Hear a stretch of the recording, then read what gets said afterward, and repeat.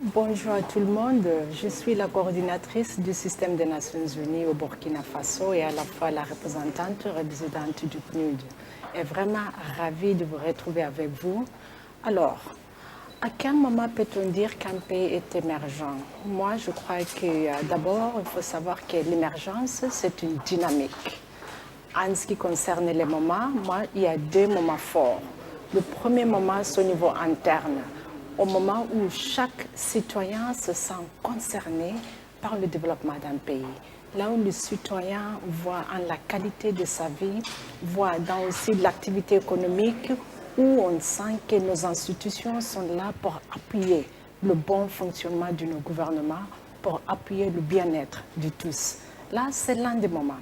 Il y a un autre moment qui est au niveau externe. Et en ce moment-là, il s'agit quand même de dire que nous vivons dans un monde où nous voulons voir, dans ce qui se passe dans nos pays internes, comment c'est vécu par ceux qui ne sont pas dans nos pays. Et ce sont des moments où on utilise les quelques indicateurs qui nous disent par rapport au PIB du pays, par rapport à l'état de gouvernance, en comparaison à d'autres. Donc je peux dire que pour moi, il y a une dynamique interne qui est vécue par toute la population. Il y a aussi une dynamique externe telle qu'elle est vue par ceux qui ne sont pas dans nos pays.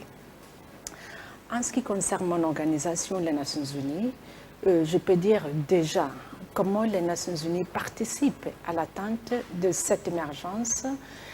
Cette conférence est en elle-même la manière dont le PNUD participe à cette émergence à travers les échanges d'expériences qu'on a eu les 3 jours passés, même à travers le fait qu'on est en contact avec vous. Je crois que c'est aussi un moment fort pour beaucoup de pays, pas seulement en Afrique, mais on a eu à partager avec les pays de l'Asie du Sud, on a eu aussi à partager avec les quelques acteurs du secteur privé. L'autre rôle, ce qu'on joue, c'est qu'au niveau des pays même, par exemple, en ce qui me concerne, le Burkina Faso, nous appuyons le Burkina Faso déjà dans la mise en œuvre de son plan national économique et de développement social.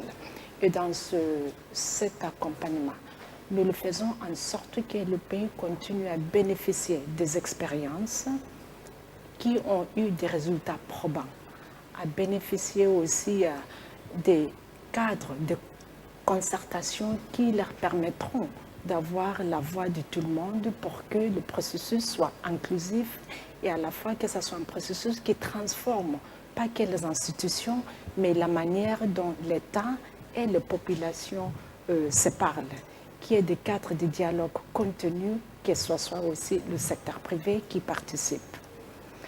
Par rapport aux facteurs qui pourraient entraver l'émergence, j'en vois 3.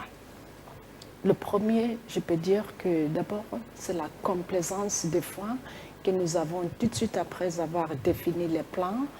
Il ne faut pas du tout qu'il y ait une complaisance quand il faut agir. Ce n'est qu'à travers les actions soutenues que nous pourrons avoir des résultats. Donc il faut qu'il y ait un moyen d'avoir vraiment des outils qui nous permettent de rester dans l'action contenue. Deuxième point, c'est quand il n'y a pas une vision partagée. Par partager, je veux dire par tout le monde, parce que les plans qui concernent l'émergence, ce sont des plans pas que du gouvernement, mais de nous tous.